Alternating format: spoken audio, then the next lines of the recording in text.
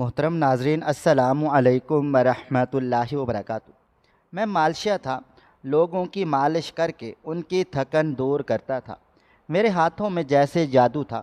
اکثر لوگ مجھے گھر بھی بلاتے مگر میں منع کر دیتا۔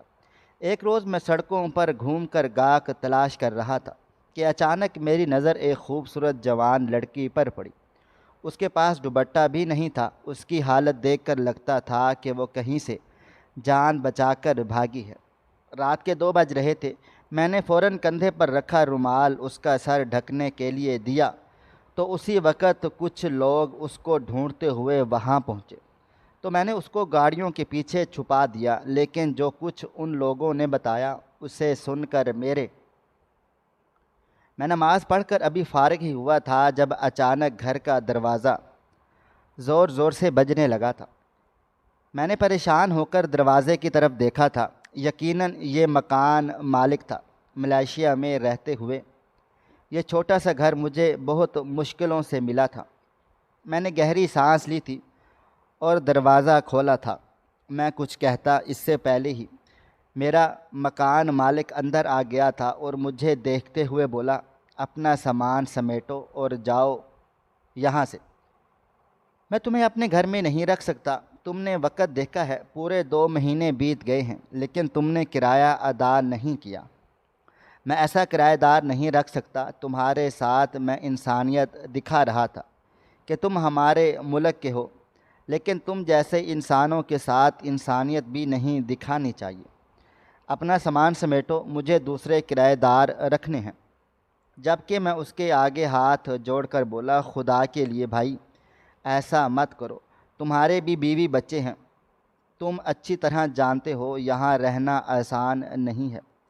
مالش کر کے مجھے اتنے پیسے نہیں مل پاتے، بہت مشکل سے گزارا کرتا ہوں، خدا کے لیے میرے حال پر رحم کھاؤ۔ میری بات سن کر وہ سر نفی میں ہلاتے ہوئے بولا، تمہاری یہ دکھی باتیں میں نے بہت سن لی ہیں۔ اگر میں تمہاری باتیں سنتا رہا تو یہ طے ہے کہ مجھے تباہ و برباد ہونے سے کوئی بھی نہیں روک پائے گا۔ میرے جڑے ہوئے ہاتھ دیکھ لو اور اب تم یہاں سے چلے جاؤ۔ رات تک اپنا بندوبست کر لینا، اس سے زیادہ مہلت میں نہیں دیکھ سکتا، میں پولیس بلا لوں گا۔ یہ کہتے ہی وہ آدمی چلا گیا تھا، جبکہ میں وہیں سر پکڑ کر بیٹھ گیا تھا۔ ملائیشیا آئے ہوئے مجھے کچھ عرصہ بیت گیا تھا، لیکن ابھی تک میں اپنے قدم یہاں جما نہیں پایا تھا۔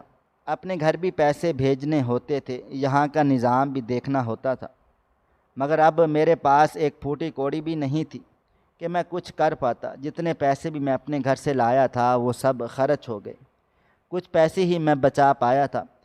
ارادہ اس مہینے کے آخر میں پیسے گھر بھیجنے کا تھا، لیکن اب جو مشکل مجھ پر آئی تھی اس کو مد نظر رکھتے ہوئے میں نے اپنے گھٹنے ٹیک دیے۔ میں اپنی جگہ سے کھڑا ہوا تھا اور الماری سے وہ پیسے نکالے تھے۔ اتنے کم پیسے دیکھ کر میری آنکھوں میں آنسو آ گئے تھے۔ یہ مکان مجھے بہت مشکل سے ملا تھا اور بہت کم پیسوں میں ملا تھا۔ اگر میں اس مکان کو چھوڑ دیتا تو یہ ایک گھاٹے کا سودا تھا۔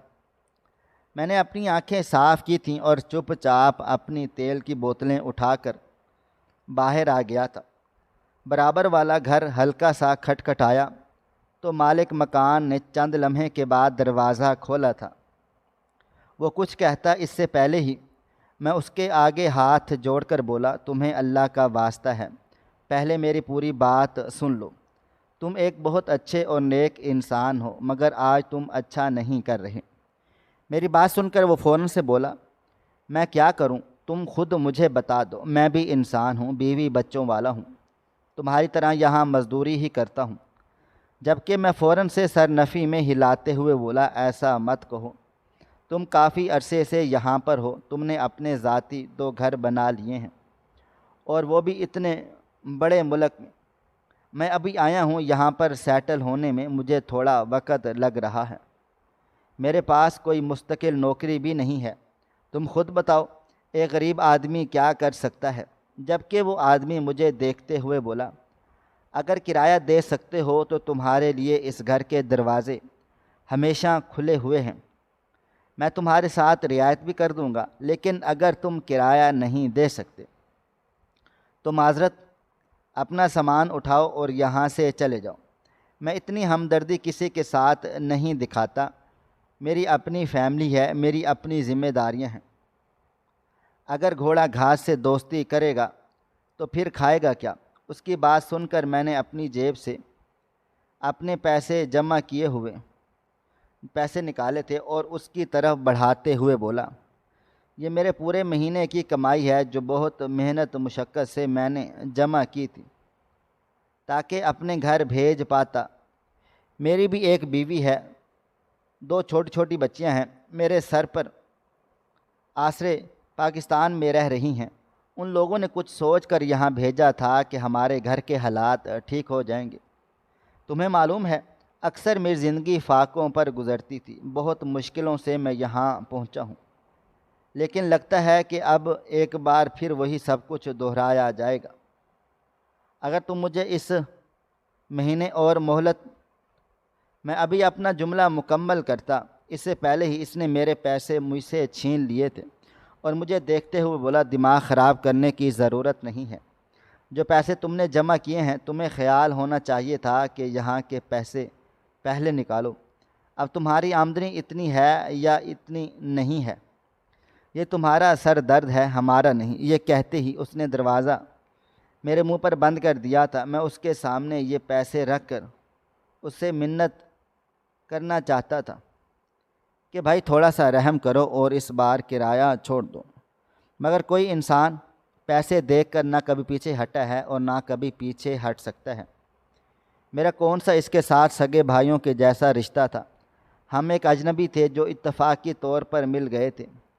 میری آنکھوں میں اچانک ہی نمی آ گئی تھی۔ میں نے بامشکل اپنے آنسو صاف کیے تھے اور اپنی تیل کی بوتلوں کو ٹھیک کر کے میں سوسائٹی سے باہر آ گیا تھا۔ دراصل میں یہاں پر لوگوں کی تھکن اتارنے کا کام کرتا تھا، لوگوں کی مالش کرنا میرا کام تھا۔ پاکستان میں بھی میں یہی کام کرتا تھا، لیکن وہاں پر اتنے خاص پیسے نہیں ملتے تھے۔ یہاں آنے کے بعد میری آمدنی میں کافی افاقہ ہوا تھا، مگر یہاں سیٹل ہونے میں مجھے تھوڑا بہت وقت لگ رہا تھا۔ گھر کا کرایہ، کھانے پینے کی چیزیں اور پھر ہر چیز کو سمجھنا تھوڑا سا مشکل ہو گیا تھا، اس لیے پیسہ بھی زیادہ خرچ ہو رہا تھا۔ جو کماتا تھا خود پر خرچ ہو جاتا تھا، لیکن مجھے زیادہ فکر اپنے بچوں کی ہوتی تھی، جنہوں نے اس خیال کے تحت مجھے یہاں بھیجا تھا کہ ان کا باپ دوسرے ملک جا کر ان کی تمام پریشانیوں کو حل کر دے گا۔ وقت کی رفتار نہ کبھی تھم سکی ہے اور نہ کبھی تھم پائے گی۔ میں اب ایک کونے میں کافی دیر تک بیٹھا رہا تھا، مگر پھر ہمت کر کے کھڑا ہو گیا تھا۔ اگر اسی طرح میں چھوٹی چھوٹی باتوں کو سر پر سوار کرتا رہتا تو کبھی بھی میں اپنی زندگی کو سنوار نہیں سکتا تھا۔ اس لیے میں نے اپنی آنکھوں میں آئی ہوئی نمی کو صاف کیا تھا اور خود کو حوصلہ دیا تھا کہ ایک نہ ایک دن کرایہ دینا ہے۔ اگر کرایہ نہیں دوں گا تو چھت چلی جائے گی۔ بیوی بچوں کے قریب رشتہ دار ابھی بھی موجود ہیں، کسی نہ کسی نے ان کے کھانے پینے کا انتظام کر دیا ہوگا۔ آج میں نے گھر فون کرنے کا بھی ارادہ کیا تھا۔ ابھی میں مین روڈ کی طرف آیا ہی تھا جب ایک دکان سے مجھے اس طرف بلایا جا رہا تھا۔ میں نے غور سے دیکھا تو وہ ایک چھوٹا سا سوپ کارنر تھا۔ میں فوراً سے اس کی طرف بڑھا تھا۔ میں قریب گیا تو ایک آدمی انگریزی زبان میں مجھ سے مالش کا پوچھ رہا تھا۔ میں فوراً سے بولا، جی صاحب جی میں کر دوں گا، جبکہ وہ مجھے دیکھتے ہوئے بولا، ایک عورت ہے اور 2 آدمی ہیں، جبکہ میں سر نفی میں ہلاتے ہوئے بولا، آدمیوں کی کر دوں گا لیکن صاحب عورتوں کی نہیں کروں گا، یہ میرا اصول ہے، مجھے خواتین کی مالش نہیں کرنی ہے۔ جبکہ وہ مجھے دیکھتے ہوئے بولا، میں تمہیں زیادہ پیسے دوں گا، اور وہ جو خاتون ہے وہ کافی عمر دراز ہے، تم مجھے مسلمان لگتے ہو۔ میں نے سر ہاں میں ہلا دیا تھا، جبکہ وہ مجھے بولا، مرضی ہے تمہاری، دیکھ لو پیسے زیادہ ہیں، تمہاری سوچ سے بھی زیادہ دوں گا، ریسٹورنٹ کے مالک کی ماں ہے۔ میں کچھ دیر خاموش رہا تھا اور پھر سر ہاں میں ہلاتے ہوئے بولا، اچھا ٹھیک ہے، تم مجھے لے چلو، میرا کہنا تھا کہ اس نے ریسٹورنٹ کا دروازہ کھول دیا اور مجھے سیدھا آفس میں لے آیا تھا۔ سامنے ہی 3 لوگ بیٹھے ہوئے تھے، 2 ضعیف اور ایک نوجوان تھا۔ مجھے دیکھ کر وہ نوجوان اپنی جگہ سے کھڑا ہو گیا تھا۔ نہ جانے کیوں اسے دیکھ کر ایسا لگ رہا تھا جیسے میں نے اسے پہلے کبھی بھی دیکھا ہے۔ اس نے قریب آتے ہی مجھے گلے سے لگا لیا اور میرا کندھا تھپ تھپاتے ہوئے بولا، میں تم سے پہلے بھی مل چکا ہوں۔ تم نے پہلے بھی میری کمر کی مالش کی تھی۔ تمہیں معلوم ہے میرا درد برسوں سے تھا، لیکن تمہارے ہاتھ میں جادو ہے۔ تمہارا ہاتھ میری کمر کو ایک دفعہ لگا اور اب دیکھو میں بالکل سیدھا کھڑا ہو جاتا ہوں، ورنہ مجھے اتنی مشکل پیش آتی تھی کہ میری ماں کے پاؤں میں بھی بہت تکلیف ہوئی، اور بابا جان کے کندھے پر۔ اب تم ان کا علاج کر دو، میں تمہیں تمہاری سوچ سے بھی زیادہ روپے پیسے دے دوں گا۔ جب کہ میں نے ضعیف خاتون کی طرف دیکھا تھا جو مسکراتی نظروں سے مجھے دیکھ رہی تھی۔ ایک لمحے کے لیے مجھے جھجک ہوئی تھی۔ یہاں آنے سے پہلے میں نے یہی فیصلہ کیا تھا کہ کبھی بھی کسی عورت کی طرف ہاتھ نہیں بڑھاؤں گا۔ مالش کا کام ایک الگ کام ہوتا ہے، خواتین اور مرد میں توازن رکھنا چاہیے، لیکن ابھی حالات اتنے پیچیدہ ہو گئے تھے کہ مجھے پیسے کمانے تھے، اس لیے میں اس خاتون کے قدموں میں بیٹھ گیا تھا۔ اس عورت کی عمر تقریباً 60 سال تھی۔ ہاتھ مجھے اب نرم رکھنے تھے۔ میں نے اپنے ہاتھ ان کی طرف بڑھائے تھے۔ انہوں نے فوراً سے کپڑا ہٹا لیا تھا۔ گہری سانس لے کر میں اب دھیرے دھیرے ان کی مالش کرنے لگ گئی تھی، جبکہ وہ عورت آنکھیں بند کر چکی تھی۔ یقیناً اسے آرام آ رہا تھا۔ میرے ہاتھوں میں واقعی جادو تھا۔ میں کبھی ہاتھ کو آرام سے نیچے لے کر آتا تو کبھی اس کے گھٹنوں کو ہلکا سا پش کرتا۔ کافی دیر تک میں ان کے دونوں کے پاؤں کی مالش کی تھی اور پھر اس آدمی کے باپ کی طرف بڑھ گیا۔ انہوں نے قمیض ہٹا دی۔ کندھوں پر کافی ورم محسوس ہو رہا تھا، اس لیے میں نے اپنا سب سے قیمتی تیل کا استعمال کیا تھا۔ جیسے ہی میں نے ان کے کندھے پر تیل ڈالا اور ہلکا سا مساج کیا، وہ آدمی ہلکا سا کراہا تھا اور میں وہیں پر تھم گیا، جبکہ وہ نوجوان مجھے دیکھتے ہوئے بولا، ان کے کندھے میں واقعی بہت زیادہ درد ہے، کوئی ہاتھ بھی رکھے تو بہت پریشانی ہوتی ہے، کپڑے پہننے میں بھی بہت زیادہ مشکل درپیش ہوتی ہے۔ جبکہ میں نے اب اپنا دوسرا قیمتی تیل اٹھایا تھا۔ پاکستان سے تیل لانے میں مجھے تھوڑی مشکل ہوئی تھی، لیکن میں لے کر آیا تھا۔ میں نے ہلکا ہلکا تیل ملنا شروع کیا تو تھوڑی دیر کے بعد ہی ان کو آرام آنا شروع ہو گیا۔ ان کی تکلیف کم ہونے لگی، چہرے کے تاثرات واضح ہو گئے تھے۔ وہ نوجوان اپنے ماں باپ کے قدموں میں بیٹھا ہوا تھا۔ بعض اوقات کچھ لوگ ایسے ہیں جن سے ہم صرف یہی توقع کرتے ہیں کہ وہ اپنی ذات کے بارے میں سوچیں گے۔ انہی میں سے کچھ لوگ ایسے بھی ہوتے ہیں جو خود سے زیادہ اپنے گھر کے بارے میں سوچتے ہیں۔ میں کافی دیر تک اس کے باپ کے کندھے کی مالش کرتا رہا تھا، جبکہ وہ باقاعدہ اپنی طاقت سے اپنا ہاتھ ہلانے لگے۔ وہ آدمی اچانک اپنی جگہ سے کھڑا ہوا تھا اور مجھے سمجھنے کا موقع دیے بغیر میرے گلے سے لگ گیا تھا۔ میرا کندھا تھپ تھپاتے ہوئے بولا، میں تمہارا ہمیشہ شکر گزار رہوں گا۔ تمہیں معلوم ہے میرے بابا پورے 2 سال سے تکلیف میں مبتلا تھے۔ اپنی طاقت سے وہ اپنا ہاتھ نہیں ہلا پاتے تھے۔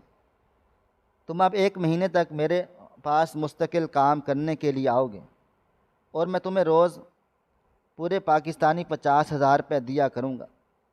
اس آدمی کی بات میں حیرت سے سن رہا تھا۔ ایسا لگتا تھا جیسے کسی نے ایک ساتھ کئی خوشیاں میرے سر میں ڈال دی ہوں۔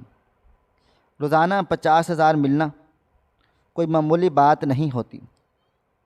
میں آرام سے کچھ ہی دنوں میں پیسے پاکستان بھیج سکتا تھا۔ میں اس آدمی کا ہاتھ چومتے ہوئے بولا، خدا تمہیں بہت زیادہ نوازے۔ میں اپنی پریشانی تمہیں بتا نہیں سکتا۔ مجھے یہاں پر کام نہیں مل رہا تھا، مستقل طور پر میں کسی کی مالش بھی نہیں کر پا رہا تھا۔ مجھے آپ وقت بتا دو، میں وقت سے آ جاؤں گا۔ جبکہ وہ مجھے پیسے دیتے ہوئے بولا، تم روز اسی وقت آنا، کیونکہ امی بابا اسی وقت میرے ہوٹل آتے ہیں۔ اب تم ایک کام کرو، میری بھی کمر کی ایک دفعہ مالش کر دو۔ جب کہ میں فوراً سے بولا تھا کہ آپ زمین پر ہی لیٹ جائیں۔ اس نے تھوڑا سا حیران ہو کر مجھے دیکھا تھا۔ یہاں کے لوگ پاکستان سے تھوڑا مختلف ہوتے ہیں۔ پاکستان میں تو اکثر ایسا ہوتا تھا کہ کچھ نوجوان لڑکے جو تھوڑے بہت سمجھدار ہوتے ہیں، ان کو میں فٹ پاتھ پر ہی لٹا دیا کرتا تھا۔ میری بات سن کر وہ آدمی ہچکچاتے ہوئے الٹا لیٹ گیا تھا، جبکہ میں اس کے قریب بیٹھ کر اپنے ہاتھوں کا جادو اس کی کمر پر بکھیرنے لگا تھا۔ لمحے کے بعد ہی وہ چہک کر کھڑا ہو گیا اور ایک بار پھر مجھ سے ہاتھ ملاتے ہوئے بولا، تمہارے ہاتھوں میں کوئی جادو ہے، تم اوپر سے بھیجے ہوئے کوئی فرشتے ہو۔ ہماری تکلیف کو تم نے بہت آسانی سے ختم کر دیا۔ میں تمہارا ہمیشہ سے شکر گزار رہوں گا۔ تمہیں پتہ ہے میں ڈاکٹرز کو اتنے پیسے دے چکا ہوں، لیکن یہ مرض ختم ہونے کا نام ہی نہیں لے رہا تھا۔ جبکہ میں اب صرف مسکرا کر رہ گیا تھا۔ کافی دیر تک میں اس کے بارے میں اس کے آفس میں ہی رہا تھا اور پھر اپنے کام کے لیے وہاں سے باہر نکل گیا تھا۔ ارادہ اب چھوٹے شہروں کی طرف جانے کا تھا تاکہ وہاں کے لوگوں کی مالش کر کے کچھ روپے پیسے کما سکوں، ورنہ آج جتنے پیسے میں نے کما لیے تھے وہ کافی تھے۔ مگر فی الحال میں اپنا ہنر ضائع نہیں کرنا چاہتا تھا۔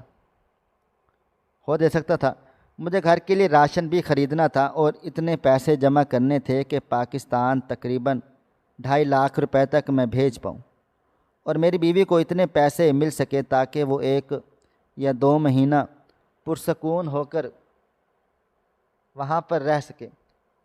چلتے چلتے بعض اوقات میرے پاؤں تھک جایا کرتے تھے، لیکن میں نہیں ٹھہرتا تھا۔ ایک لمبی مسافت طے کر کے میں ملائیشیا کے چھوٹے چھوٹے شہروں میں پہنچ گیا تھا۔ ابھی میں اس چھوٹے سے محلے میں داخل ہوا ہی تھا کہ جب ایک آدمی بوڑھا میرے پاس آیا تھا اور مجھے دیکھتے ہوئے بولا، تم مالش کرنے والے ہو؟ اس کا انداز چینی تھا۔ میں نے غور سے دیکھا تو وہ مجھے چائنیز لگا۔ میں نے سر ہاں میں ہلا دیا تو وہ مجھے اپنے ساتھ اپنے گھر لے آیا تھا۔ چھوٹا سا مکان تھا جس میں صرف ایک کمرہ تھا، ایک باتھ روم اور کچن، وہ بھی بہت چھوٹا چھوٹا، بستر وغیرہ بھی بکھرے ہوئے تھے۔ ایک لمحے کے لیے مجھے خوف محسوس ہوا تھا کہ یہ کسی چور کا گھر تو نہیں ہے، کیونکہ میرے پاس ایک بڑی رقم موجود تھی۔ پاکستان میں اس رقم کو بہت مانا جاتا ہے، لیکن ملائیشیا میں اس کی کوئی خاص اوقات نہیں ہے۔ ابھی فی الحال میرے لیے یہ پیسے بہت زیادہ قیمتی تھے۔ جو ساتھ میں قریب بیٹھ گیا تھا، جبکہ وہ الٹا لیٹ چکا تھا، دھیرے دھیرے میں اس کی کمر پر اپنے ہاتھوں کا جادو بکھیرنے لگا۔ وہ سکون سے آنکھیں موند گیا۔ اچانک مجھے اس آدمی کے کچن سے عجیب و غریب آواز آئی تھی۔ میں نے جیسے ہی پلٹ کر دیکھا تو وہ آدمی فوراً سے سیدھا بیٹھ گیا تھا اور مجھے پیسے دیتے ہوئے بولا، اب جاؤ یہاں سے، تمہارا کوئی کام ہو گیا ہے۔ جبکہ میں فوراً سے بولا تھا، یہ آواز کیسی تھی؟ جبکہ اس کے چہرے کی رنگت یہ بتانے کے لیے کافی تھی کہ کچھ گڑبڑ ضرور ہے، اور وہ میری طرف دیکھتے ہوئے بولا، پیسے مل گئے ہیں، اب تم یہاں جا سکتے ہو۔ میری پیٹھ بیٹھ کر سوالوں کا جواب کرنے کی ضرورت نہیں ہے۔ جبکہ میں نے اپنے پیسے کاؤنٹ کیے اور بنا کچھ بھی کہے وہاں سے باہر کو نکل آیا تھا، اور یہ پاکستانی 10,000 روپے تھے۔ یہاں پر ایک عام مالش کرنے والے کو اتنے ہی پیسے دیے جاتے تھے۔ میرا رخ اپنے دوسرے شہر کی طرف تھا، مگر ابھی میں اس محلے سے نکلتا جب اچانک ایک عورت نے مجھے پکارا تھا۔ میں تھوڑا سا گھبرا گیا تھا، کہیں یہ مجھے مالش کرنے کا نہ کہہ دے۔ میں قریب چلا گیا تو اس نے مجھے دیکھتے ہوئے بولی، تم اس آدمی کے گھر کیوں گئے تھے؟ میں کچھ دیر خاموش رہا تھا اور پھر اپنے تیل کی طرف اشارہ کر کے بولا، مالش کرنے کے لیے گیا تھا، کیوں سب خیریت ہے؟ جبکہ وہ مجھے دیکھتے ہوئے بولی، اپنا خیال رکھنا، اگر یہ واقعی مالش والے ہو تو، اور اگر نہیں تو اپنی خیر منا لینا، کیونکہ بہت جلد یہ آدمی پکڑا جائے گا اور اسے بچانے والا کوئی بھی نہیں ہوگا۔ یہ کہتے ہی وہ عورت وہاں سے چلی گئی تھی، جبکہ میں اپنی جگہ پر سن ہو گیا تھا۔ میں نے پلٹ کر دیکھا تو وہ آدمی مجھے اپنی کھڑکی سے کھڑے ہو کر دیکھے جا رہا تھا۔ یہ کیا ماجرا تھا؟ یہ عورت کیا بول کر گئی تھی؟ کچھ دیر تک میں اپنی جگہ پر سن رہا تھا اور پھر سر جھٹک کر اس محلے سے نکل کر اب میں دوسری طرف بڑھ گیا تھا، لیکن کافی دیر تک میرے دل و دماغ پر ایک ہی بات سوار رہی تھی کہ اس آدمی کا کھڑکی میں کھڑے ہو کر مجھے دیکھنا، اور پھر اچانک اس عورت کا مجھے روک کر اس طرح کی بات کرنا۔ یقیناً وہ آدمی کوئی کرمنل ہوگا۔ فی الحال میں نے اپنا سر جھٹک دیا۔ مجھے ان چیزوں سے کوئی فرق نہ پڑتا تھا، میں ایک عام انسان تھا، ان معاملات سے دور رہنے والا۔ مجھے اب بھوک ستانے لگ گئی تھی، اس لیے میں ایک چھوٹے سے ریسٹورنٹ چلا گیا تھا جہاں پر کم پیسوں میں مجھے کھانا مل گیا تھا۔ ابھی میں نے حلق میں کھانا اتارا ہی تھا کہ جب اچانک تین ہی پولیس افسر میرے قریب آ گئے تھے۔ میں کچھ سمجھتا اس سے پہلے ہی ایک پولیس افسر میری طرف گاڑی بڑھاتے ہوئے بولا کہ آپ کو گرفتار کیا جاتا ہے، جبکہ میں گھبرا کر اپنی جگہ سے کھڑا ہوا تھا۔ اچانک سے یہ مجھ پر کیا مصیبت آ گئی ہے؟ میں فوراً سے بولا، مگر سر کیوں؟ مجھ سے کیا خطا سرزش ہوئی ہے؟ وہ مجھے دیکھتے ہوئے بولے، فی الحال آپ پولیس اسٹیشن چلے، وہاں جا کر آپ کو پتہ چل جائے گا کہ آپ سے کیا خطا سرزش ہوئی ہے۔ جب تک انویسٹیگیشن نہیں ہو جاتی آپ کو ہمارے ساتھ تعاون کرنا ہی پڑے گا۔ میری آنکھوں میں آنسو آ گئے تھے۔ میں نے کبھی بھی نہیں سوچا تھا کہ مجھے اس طرح یہاں ملائشیا کی پولیس پکڑنے کے لیے آ جائے گی۔ میں روتے ہوئے، سر میں نے ایسا کچھ بھی نہیں کیا ہے، کیا آپ مجھے وہاں لے کر جانا چاہتے ہیں؟ اگر مجھ سے کوئی غلطی ہوئی ہے تو میں معافی مانگ لیتا ہوں۔ سر میں نے کچھ بھی نہیں کیا، میرے منہ سے بس یہی الفاظ الٹے سیدھے ادا ہو رہے تھے، جبکہ ایک آدمی میرے کندھے پر ہاتھ رکھتے ہوئے بولا تھا، ٹھیک ہے، اگر تم نے کچھ نہیں کیا تو پھر ڈرو مت، صرف انویسٹیگیشن کی جائے گی، اگر تم مجرم نہ ہوئے تو تمہیں بآسانی چھوڑ دیا جائے گا۔ آج کل ہم ایک گروہ کو پکڑ رہے ہیں جو انسانی زندگی کے لیے بہت ہی مشکل ثابت ہو رہا ہے۔ تمہیں انہیں لوگوں کے ساتھ دیکھا گیا ہے۔ معذرت کے ساتھ تمہاری انویسٹیگیشن کرنا بے حد ضروری ہے، ہمارے ساتھ آپ تعاون کریں۔ اس کا لہجہ زیادہ سخت نہ تھا۔ اس آدمی کی بات سن کر میں اب تھوڑا سا تھم سا گیا تھا، یعنی واقعی کوئی مسئلہ نہیں تھا جب ہی وہ لوگ اس کی طرح برتاؤ کر رہے تھے۔ مجھے وہ آدمی لے کر اپنی گاڑی کی طرف آیا تھا اور کار میں بٹھا کر سیدھا مجھے پولیس اسٹیشن لے آئے تھے۔ میرا دل زور زور سے دھڑک رہا تھا۔ میں نے کئی بار ایسی باتیں سنی ہوئی تھیں کہ باہر ممالک میں جا کر انسان کسی کیس میں پھنس گیا ہے اور پھر سالوں میں وہ جیلوں میں قید رہتا ہے۔ یہاں پاکستان کے جیسا نظام نہیں ہے، اور ویسے بھی جب کسی دوسرے ملک میں موجود ہوتا ہوں اسے صرف یہی ٹینشن ہوتی رہتی ہے کہ اب آگے کیا ہوگا، کیونکہ یہاں کا کوئی بھی ایک قانون نہیں بتا سکتا کہ ہم ایک لمبی مسافت طے کر کے پولیس اسٹیشن آ گئے تھے۔ ان لوگوں نے مجھے سیل میں بند نہیں کیا تھا، بلکہ کرسی پر خاموشی سے بٹھا دیا تھا۔ میرے تیل بھی ان لوگوں نے ضبط کر لیے تھے، انہیں لیبارٹری ٹیسٹ کے لیے بھیج دیا گیا تھا۔ میرے دل میں گھبراہٹ پیدا ہو رہی تھی اور لبوں سے صرف اللہ تعالیٰ کا نام ہی ادا ہو رہا تھا۔ مجھے ظہر کی نماز بھی ادا کرنی تھی، لیکن یہاں کے حالاتوں کو دیکھ کر میں نے چپ چاپ رہنے میں عافیت جانی تھی۔ وقت اور تیزی سے گزرتا جا رہا تھا۔ تقریباً کوئی 1.5 گھنٹے کے بعد ایک پولیس افسر نے مجھے اپنے پاس بلا لیا اور مجھے سے میرا نام، ID کارڈ، پاسپورٹ، ان تمام چیزوں کے بارے میں بات کرنے لگا، جبکہ میں نے اب دھیرے دھیرے اپنی انفارمیشن دینی شروع کر ڈالی تھی۔ کچھ دیر کے بعد میرے دل واپس ہو گئے تھے اور ایک پلیٹ فارم بنا کر میرے سامنے اس کو رکھا گیا تھا اور مجھے دیکھتے ہوئے بولی، دراصل آپ اس گروہ کے 4 آدمیوں کے ساتھ دیکھے گئے ہیں اور انہی چاروں کی آپ نے مالش کی تھی، شاید ایک بوڑھا اور ایک بوڑھی خاتون اور ایک نوجوان لڑکا۔ اس کے بعد آپ نے ایک چھوٹے محلے کے ایک ضعیف آدمی کے گھر جا کر اس کی مالش کی تھی۔ یہ چاروں لوگ اس گینگ کا حصہ رہ چکے ہیں، اس لیے ہم تم پر شک ہوا تھا۔ اسی وقت ہم نے انہی چاروں سے ملنا تمہارے شک میں مبتلا کر چکا تھا، مگر ہم نے تمہارے بارے میں انفارمیشن نکالی ہے۔ تم ان سب چیزوں سے پاک صاف ہو۔ تمہارا تیل بھی لیبارٹری میں بھیجا گیا تھا جس کی رپورٹ کلیئر آ گئی ہے۔ تم اس پر سائن کر دو اور اب یہاں سے چلے جاؤ۔ ہم تم سے معذرت چاہتے ہیں، جبکہ میں بنا کچھ بھی کہے ہسپتال کر دیے تھے۔ میرے دل چاہ رہا تھا کہ کوئی مجھ سے ان سے لڑائی کر لوں، اور آپ بنا انویسٹیگیشن مجھ پر اتنا بڑا الزام کیسے لگا سکتے ہیں؟ لیکن میں نے اپنی زبان کو بند رکھا تھا۔ نہ جہاں میرا کوئی جاننے والا تھا اور نہ ہی مجھے یہاں کا قانون کا پتہ تھا۔ بلا وجہ اگر میں ان سے لڑائی جھگڑا کر بھی لیتا تو مجھ پر الزام کی بوچھاڑ کر دی جاتی۔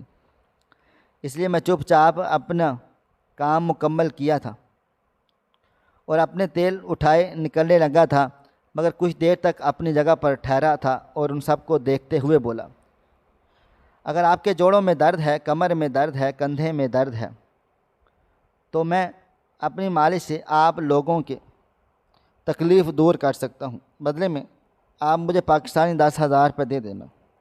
میری بات سن کر کچھ دیر تھانے میں خاموشی چھائی رہی تھی اور پھر سب اپنے اپنے کاموں میں مگن ہو گئے تھے۔ میں نے سر جھکا جھٹکا تھا اور تھانے سے باہر نکل آیا تھا، اس بات سے بے خبر کہ زندگی مجھے کس موڑ پر لا کر کھڑا کرنے والی ہے۔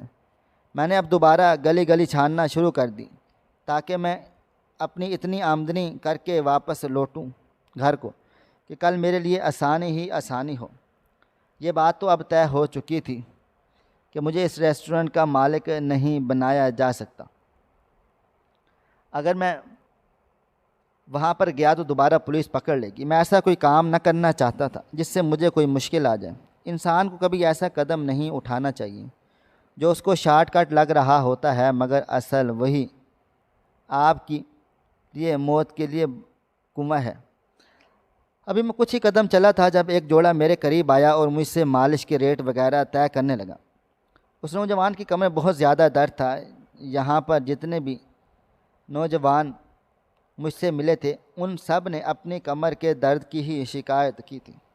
فی الحال میں نے پیسے وغیرہ طے کر کے اسے پارک کی بینچ پر لٹا دیا تھا، جبکہ وہ مجھے دیکھتے ہوئے بولا، دھیان سے کرنا اور جلدی جلدی ہاتھ چلانا، کیونکہ یہاں پر یہ سب کچھ الاؤ نہیں ہے، کہیں ہم پر کوئی فائن نہ ہو جائے۔ جبکہ میں سر ہاں میں ہلا کر اپنے ہاتھ تیزی سے چلانے لگا، جبکہ اس کی بیوی یہاں وہاں نظر رکھ رہی تھی تاکہ کوئی دیکھ نہ سکے۔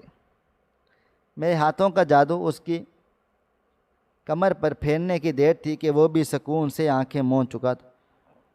کچھ دیر کے بعد اس کی کنڈیشن اتنی بہتر ہو گئی تھی کہ اب وہ باقاعدہ اپنی طاقت سے بیٹھ گیا تھا اور جیب سے ڈبل میری طرف پیسے بڑھاتے ہوئے بولا، تمہارے ہاتھوں میں جادو ہے، مجھے اپنا موبائل فون نمبر دے دو، میں تمہیں اپنے گھر بھی بلاؤں گا۔ تم نے میری کمر کا درد چٹکیوں میں تبدیل کر دیا ہے۔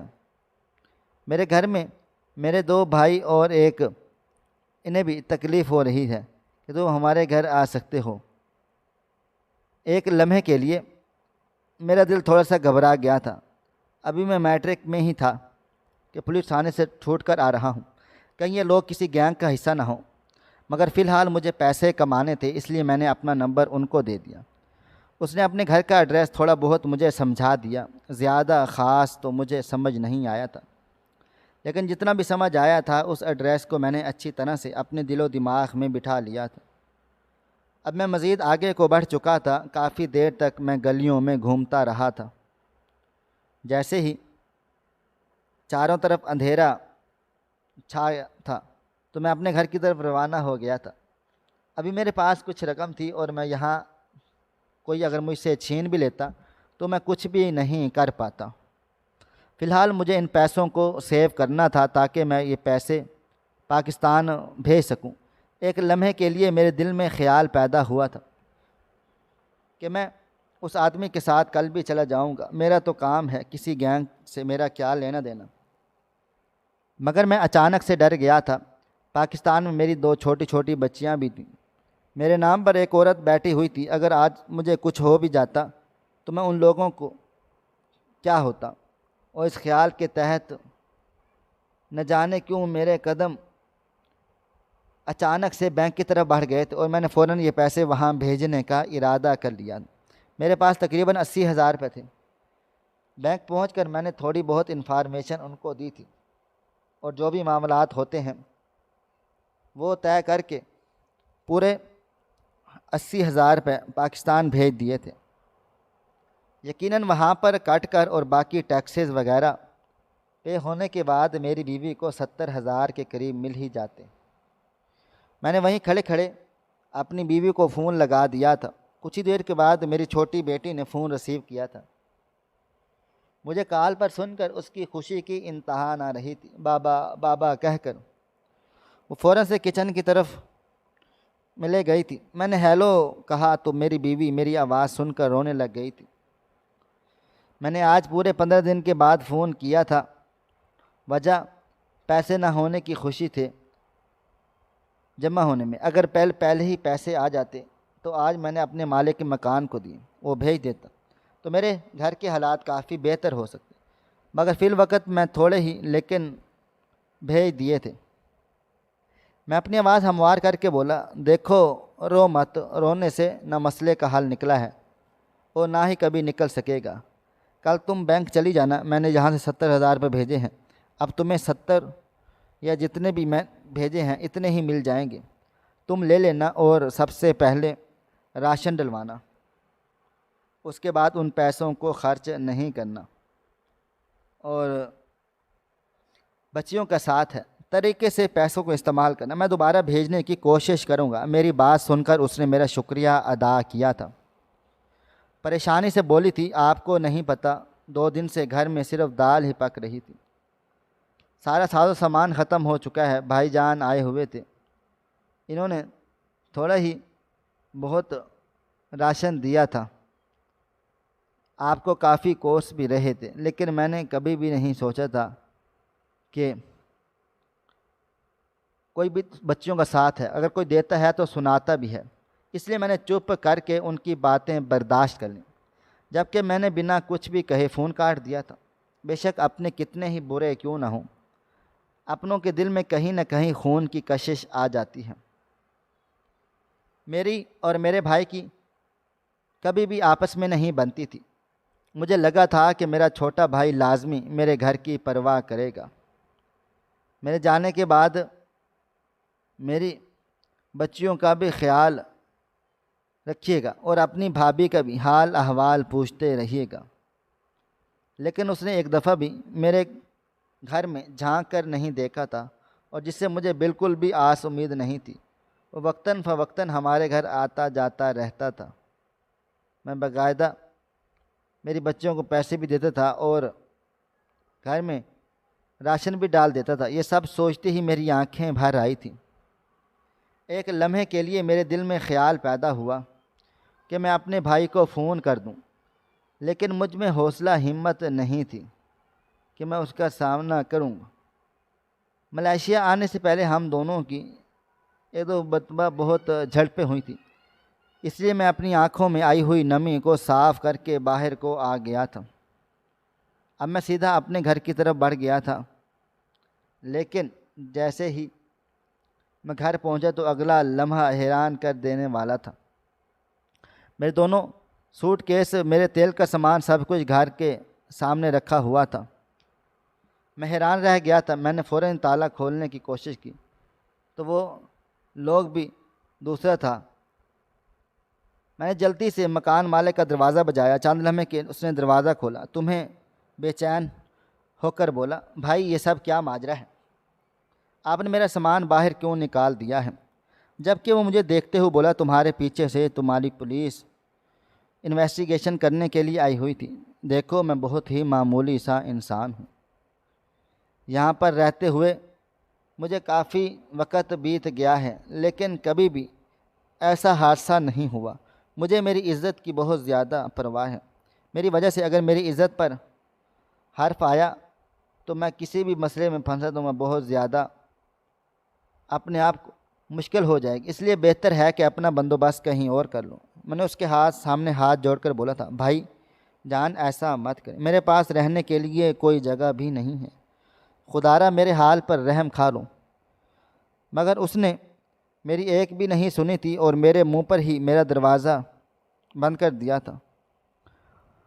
وہ میرے سر سے چھت چھین چکا تھا، وہیں سر تھام کر بیٹھ گیا تھا۔ آج میں نے اس کا کرایہ ادا کیا تھا اور آج ہی مجھے یہاں سے بے گھر کر دیا گیا تھا۔ کیا میں اب سڑکوں پر زندگی گزاروں گی؟ کیا میری جیبیں میں جو لوگ اب پھوٹی کوڑی بھی نہ تھی، جتنے بھی پیسے تھے میں نے اپنی بیوی کو بھیج دیے اور اندر بھی 1 روپیہ موجود نہ تھا۔ فی الحال میں نے اپنا سامان لیا تھا اور اس کی طرف سے نکل کر اب روڈ پر آ گیا تھا۔ وقت کی رفتار نہ کبھی تھم پائی ہے اور نہ کبھی تھم سکے گی۔ کافی دیر تک میں یہاں وہاں بھٹکتا رہا تھا، لیکن مجھے رہنے کے لیے، اب تو رات کے 2 بج رہے تھے، مجھے رہنے کے لیے کوئی ٹھکانہ نہ ملا جو آج کے پیسے مجھ سے نہیں لیتا۔ ابھی مجھے کچھ ہی دیر گزری تھی جب اچانک میری نظر ایک لڑکی پر چلی گئی جو بری طرح سے ہانپتی ہوئی بینچ کے پیچھے چھپی ہوئی تھی۔ اس کے پاس دوپٹہ بھی نہیں تھا، کپڑے بھی پھٹے ہوئے لگ رہے تھے، بال بکھرے ہوئے تھے۔ اسے دیکھ کر ہی پتہ چل گیا تھا کہ وہ میری سادگی اپنی جان کو کسی سے بچا رہی ہے۔ اس کی حالت کے پیش نظر میں نے اپنے کندھے پر رکھا ہوا رومال اس کی طرف اپنے ہاتھ میں لیا تھا اور اس کی طرف بڑھا تھا۔ میں کچھ کہتا اس سے پہلے ہی وہ سہم کر اپنی جگہ سے کھڑی ہو گئی تھی، جبکہ میں رومال اس کی طرف بڑھاتے ہوئے بولا انگلش میں کہ آپ اس سے اپنا وجود کو کور اپ کر لیں، کوشش کریں، سب کچھ ٹھیک ہے۔ جبکہ اس لڑکی نے مجھ سے رومال لے لیا تھا تو وہ کافی خوبصورت لڑکی تھی۔ اچانک ہی مجھے کچھ آدمیوں اس کی طرف آتے ہوئے نظر آئے تھے۔ میں نے بنا کچھ بھی سوچے سمجھنے سے پہلے اس لڑکی کا ہاتھ تھاما تھا اور گاڑی کے پیچھے اسے چھپا دیا تھا۔ وہ خود بالکل ایک عام انسانوں کی طرح بیٹھی ہوئی بیڈ پر بیٹھ گیا تھا اور چھپا دیا۔ وہ پھر گنڈے میرے قریب چلے آئے اور مجھے دیکھتے ہوئے بولے، تم نے کسی لڑکی کو دیکھا ہے؟ وہ جس کے پاس دوپٹہ بھی نہ تھا اور آستین وغیرہ پھٹی ہوئی تھی۔ وہ ایک چور ہے، ہمارے پیسے لے کر بھاگی ہے، ہم اس کو پکڑ رہے ہیں۔ میں نے غور سے ان چاروں آدمیوں کی طرف دیکھ کر نظریں گھمائی تھیں۔ ہاتھ میں اسلحہ ہونے، چہرے پر حیوانیت، انہیں دیکھ کر ہی معلوم ہو رہا تھا کہ جیسا وہ بتا رہے ہیں ایسا بالکل نہیں ہے۔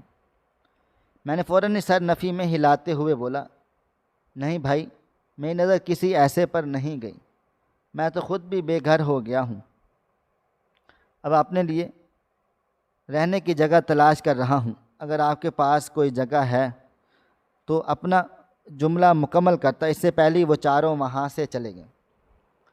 میں نے گہری سانس لے کر اس لڑکی کی طرف دیکھا تھا، وہ سر تھام کر پھوٹ پھوٹ کے رو رہی تھی۔ اسے روتا ہوا دیکھ کر میں اپنی جگہ سے کھڑا ہو گیا تھا اور میں اپنے سامان کی طرف پانی والی بوتل اٹھائی تھی اور اس لڑکی کے قریب بیٹھ کر میں نے پانی اس کی طرف بڑھا دیا تھا۔ میں کچھ کہتا اس سے پہلے ہی وہ مجھے دیکھتے ہوئے بولی، مجھے کسی بھی طرح مجھے پولیس اسٹیشن لے چلو، میں تمہارے آگے ہاتھ جوڑتی ہوں۔ اگر میں بر وقت پولیس اسٹیشن نہیں پہنچی تو یہ لوگ مجھے پکڑ کر مار دیں گے اور ہماری پوری قومیت کے لیے ایک بہت بڑا نقصان ہو جائے گا۔ مجھے کسی بھی طرح کر کے اپنے ملک اور قوم کو بچانا ہے اور یہاں کے لوگوں کو بچانا ہے۔ وہ لڑکی دیکھنے میں کم عمر تھی، لیکن اس کے انداز سے صاف جھلک رہا تھا کہ وہ کافی پڑھی لکھی اور سمجھدار ہے۔ میں کچھ کہتا اس سے پہلے ہی وہ گنڈے مجھے دوبارہ اسی طرف کو آتے ہوئے نظر آئے تھے۔ میں پانی اس کی طرف بڑھا کر دوبارہ اسی طرح بینچ پر بیٹھ کر گیا تھا، جبکہ وہ کچھ ہی دیر کے بعد وہ لوگ غائب ہوئے تو میں اپنی جگہ سے کھڑا ہوا اور فوراً سے اس لڑکی کو لیے پولیس اسٹیشن کی طرف بڑھ گیا تھا۔ ہم دونوں کے درمیان راستے بھر میں کوئی بھی بات چیت نہیں ہوئی تھی۔ اس لڑکی نے کئی بار مجھے کہا کہ ہم کوئی ٹیکسی وغیرہ کر لیتے ہیں، لیکن میں نے صاف انکار کر دیا تھا کہ میرے پاس پیسے نہیں ہیں، میں ایک غریب انسان ہوں، انسانیت کے ناطے آپ کی مدد کر رہا ہوں، ورنہ ایسے معاملات میں پڑھنا میرے لیے ٹھیک نہیں ہے۔ جبکہ میں اس عورت کی آنکھوں میں چمک نہ جانے کیوں کچھ دیر کے بعد مجھے کھٹکنے لگ گئی تھی۔ ایک لمبی مسافت طے کر کے ہم پولیس اسٹیشن آ گئے تھے۔ میں اسے وہیں لے کر آیا تھا جہاں آج میں گیا تھا۔ مجھے دیکھتے ہی وہ لوگ کافی حیران ہو گئے تھے اور مجھے میرے پیچھے وہ موجود لڑکی کو دیکھ کر پورا پولیس اسٹیشن سناٹے میں آ گیا تھا، جبکہ وہ لڑکی فوراً ایک ہیڈ آفیسر کی طرف بڑھی تھی اور انگریزی میں اس کو بتانے لگی، میں لیزا برٹش ہوں، ان لوگوں نے امریکہ سے مجھے یہاں پر بلایا ہے، وہاں پر میں ایک لیب میں تجربے کرتی ہوں، ان لوگوں نے یہاں بلا کر مجھ سے ایک تباہی بنوائی ہے جو نوجوانوں کے لیے بہت زیادہ خطرناک ہے۔ اس دوائی کے ذریعے یہ آپ لوگ فوراً ہی توانائی دے رہے ہیں، جس سے آپ کی ہڈیاں وقتی طور پر کافی مضبوط محسوس ہوں گی، آپ فوراً سے کھڑے ہو جائیں گے، لیکن ٹھیک 15 دن کے بعد دھیرے دھیرے آپ کی باڈی میں انفیکشن ہونے لگے گا اور آپ کی ہڈیاں بالکل بوسیدہ ہو جائیں گی۔ یہ لوگ نئی نسل کو تباہ و برباد کرنا چاہتے ہیں تاکہ آگے قوم نہ بڑھ سکے۔ کئی لوگوں نے اپنی دوا کا اثر ہو چکا ہے اور اب جب تک آپ کام نہیں کرو گی دوائیاں نہیں بن پائیں گی، کیونکہ جو محلول دوائی میں ملایا جا رہا ہے وہ میں نے ہی بنایا تھا۔ اس دوا سے یہ لوگ بہت سارے پیسے کما رہے ہیں، لیکن آگے جا کر ہماری نسل تباہ و برباد ہو جائے گی۔ میں نے جب اس کے خلاف آواز اٹھائی تو یہ لوگ مجھ سے وہ محلول لے کر، اس کا بنانے کا طریقہ لے کر مجھے ختم کر دینا چاہتے تھے، لیکن میں بہت مشکلوں سے وہاں سے بھاگ کر چلی آئی ہوں۔ میری عزت پر بھی وار کیا گیا ہے، خدارا اس سائنس لیب کو بند کیا جائے۔ اس مشن پر آپ لوگ فوراً سے کام کریں، میں اس کے چشمدید گواہ ہوں۔ اس کی بات سن کر فوراً ہی رپورٹ تیار کی گئی تھی اور چند لمحے کے بعد ہی کافی نفری اس لیب کی طرف بڑھ گئی تھی جہاں سے یہ عورت چلی آئی تھی۔ میرا سامان بھی فی الحال پولیس اسٹیشن میں ہی رکھ دیا گیا تھا۔ اس لڑکی کے ساتھ ساتھ میں موجود تھا۔ یہ سب کرتے ہوئے مجھے ڈر بھی لگ رہا تھا کہ کہیں میں کسی مصیبت میں نہ پھنس جاؤں، لیکن وہ عورت میرا ہاتھ چھوڑنے کا نام ہی نہیں لے رہی تھی۔ ہم لیب جا پہنچے تو وہاں پر بھی یہی سب کام کیے جا رہے ہوں گے۔ فوراً ان لوگوں کو اریسٹ کر لیا گیا تھا اور اس لیب کو بند کر دیا گیا۔ مجھے یقین ہی نہیں آ رہا تھا کہ میری وجہ سے اتنا بڑا کام ہوا ہے۔ گورنمنٹ نے کافی انعام سے نوازا تھا، اس لڑکی کو میڈل تک ملا تھا، جبکہ میری پوری زندگی تبدیل ہو گئی تھی۔ لیکن اس لڑکی نے مدد کرنے پر مجھے ملائیشیا میں ایک چھوٹا سا فلیٹ بطور تحفہ دیا۔ میں ایک مالش کے سینٹر میں منیجر کی نوکری دلوائی تھی اور مجھے امریکہ آنے کی بھی دعوت دے گئی تھی، مگر فی الحال میں نے منع کر دیا تھا، کیونکہ جتنی انسان کے پاس چادر ہو اسے اتنا ہی پاؤں پھیلانا چاہیے۔ پولیس کی نظر مجھ پر تھی کیونکہ اب میری جان کو خطرہ بھی تھا۔ پولیس نے مجھے یہی مشورہ دیا تھا کہ آپ یہاں سے موو کر جائیں، لیکن میرے پاس اتنے وسائل نہ تھے، جبکہ اس کے برعکس وہ عورت ہر ماہ مجھے پاکستانی 3 لاکھ روپے انعام کے طور پر دیتی تھی کہ تم نے میری جان بچائی تھی، اگر تم میری جان نہیں بچاتے، اس روز میری مدد نہیں کرتے تو آج میں زندہ سلامت نہیں ہوتی۔ دنیا میں کچھ لوگ ایسے بھی ہوتے ہیں جو اپنی جان پر کھیل کر دوسرے لوگوں کی مدد کرتے ہیں۔ لیزا بھی انہی میں سے ایک تھی، اور کچھ میرے جیسے بھی ہوتے ہیں جو مفاد کے بغیر دوسروں کا فائدہ سوچتے ہیں۔ اگر میں اس لڑکی کی عزت نہیں بچاتا تو آج شاید مجھے جو مقام ملائیشیا میں ملا ہوا ہے کبھی نہیں مل پاتا۔ میں نے اپنے بھائی کو فوراً ہی فون کیا تھا، اس کا شکریہ ادا کیا تھا کہ تم نے میرے پیچھے سے میرے بیوی اور میری بیٹیوں کی اتنی فکر کی، میں تمہارا ہمیشہ سے احسان مند رہوں گا۔ جبکہ صرف اس نے ایک بات کہی تھی کہ میں تمہارا بھائی ہوں، تمہارا خون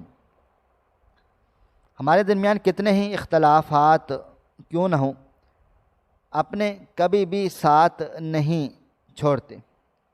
میں نے اپنی پوری زندگی میں صرف ایک سبق سیکھا ہے کہ اگر آپ یہاں کسی کے ساتھ اچھا سلوک کرو گے تو بدلے میں آپ کو بھی اچھا ہی سلوک ملے گا، کیونکہ رب العالمین بھی ہر شخص کو وہی عطا کرتا ہے جو وہ اپنی زندگی میں کرتا ہوا آیا ہے۔ ناظرین، آپ کو ہماری آج کی کہانی کیسی لگی؟ کومنٹ باکس میں اپنی رائے کا اظہار ضرور کریں۔ خواہش صرف اتنی ہے کہ کچھ الفاظ لکھوں جس سے کوئی گمراہی کے راستے پہ جاتے جاتے رک جائے، اور نہ بھی رکے تو سوچ میں ضرور پڑ جائے۔ پیارے دوستو، امید کرتا ہوں کہ آپ کو یہ ہماری کہانی پسند آئی ہوگی۔ کہانی پسند آئی ہو تو ویڈیو کو لائک کریں، کومنٹس کریں، شیئر کرنا بالکل بھی نہ بھولیں، اور ہاں، اگر آپ لوگ اس چینل پر نئے ہیں تو ہمارے چینل حریرہ انفو کو سبسکرائب ضرور کر لیں اور نوٹیفیکیشن کو ضرور دبا دیں تاکہ آنے والی کہانی سب سے پہلے آپ کو مل سکے۔ ملتے ہیں کل ایک نئی اور دلچسپ کہانی کے ساتھ، تب تک اپنا ڈھیر سارا خیال رکھیے گا۔ اللہ حافظ۔